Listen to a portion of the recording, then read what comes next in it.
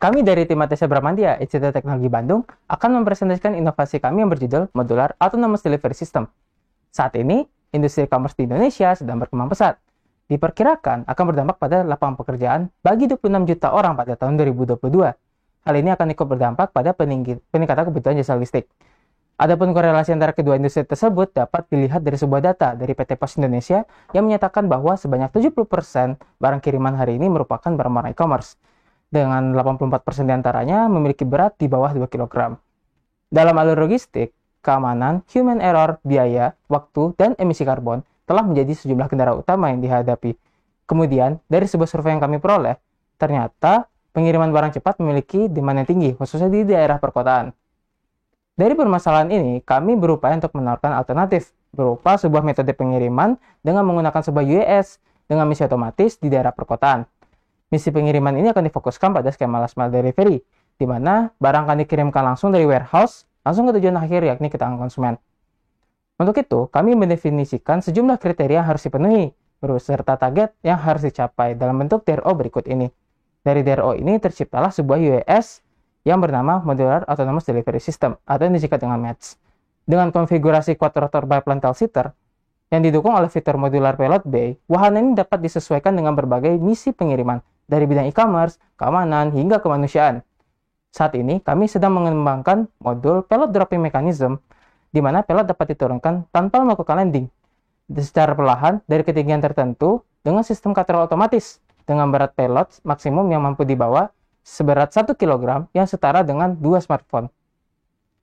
Untuk menjalankan misi-misinya, MADS membutuhkan airframe yang ringan dan kokoh. Oleh karena itu, airframe MADS penuhnya berbahan komposit. Komponen airframe seperti landing gear, strut, dan penyipit strut terbuat dari material karbon sandwich komposit. Untuk komponen wing terbuat dari material fiberglass komposit dengan core XPS foam. Komponen-komponen yang telah disebutkan dimanufaktur dengan metode vacuum bagging. Untuk komponen airframe bervolume seperti fuselage dan motorpod, dimanufaktur dengan struktur semi monokok bermaterial komposit perpaduan antara carbon fiber dan fiberglass. Fuselage tersebut juga dimanufaktur dengan metode vacuum bagging. Namun, komponen motorpod dimanufaktur dengan metode Blade Compression Molding atau BCM demi menghasilkan produk komposit yang seamless. Dapat dilihat bahwa sebagian besar bahan baku MADS merupakan produk dalam negeri, dan seluruh proses pembuatan warna ini merupakan produksi dalam negeri yang kami lakukan secara mandiri, sehingga kami harap kegiatan ini dapat mendukung kemandirian teknologi Indonesia.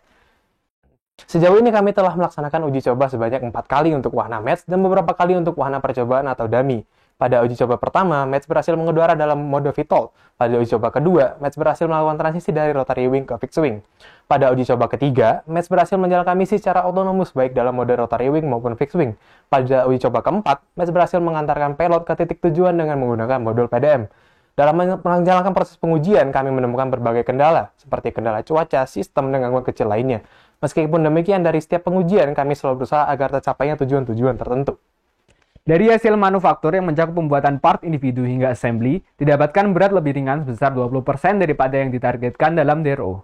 Selain itu, objektif wahana memiliki fitur payload dropping mechanism serta kecepatan jelajah sebesar 100 km per jam juga berhasil tercapai. Dengan kecepatan jelajah sebesar 100 km per jam dan jarak maksimum 25 km, MADS dengan mudah mengalahkan metode konvensional sebanyak 6 kali lipat lebih cepat. Selain itu, penggunaan MADS berpotensi lebih murah 2,4 kali lipat bagi pelanggan dibandingkan dengan pengiriman same-day konvensional. Tidak hanya itu, dalam skala besar penggunaan MADS dapat menghasilkan emisi karbon yang lebih rendah dibandingkan dengan metode pengiriman konvensional. Oleh karena itu, MADS diharapkan dapat menjadi bagian dari masa depan industri logistik yang sustainable. Metode pengiriman dengan MADS diawali dengan wahana berangkat dari warehouse. Untuk tujuan pengiriman pada kawasan dengan infrastruktur yang kurang memadai, seperti kurangnya lahan untuk drop zone dan banyaknya obstacle, wahana terbang ke pos dengan landing zone yang terdekat dari alamat penerima. Dari pos ini, barang kiriman diteruskan ke alamat penerima menggunakan kurir motor. Untuk kawasan dengan infrastruktur yang memadai, MADS dapat langsung mengantarkan barang ke alamat akhir tanpa perantara.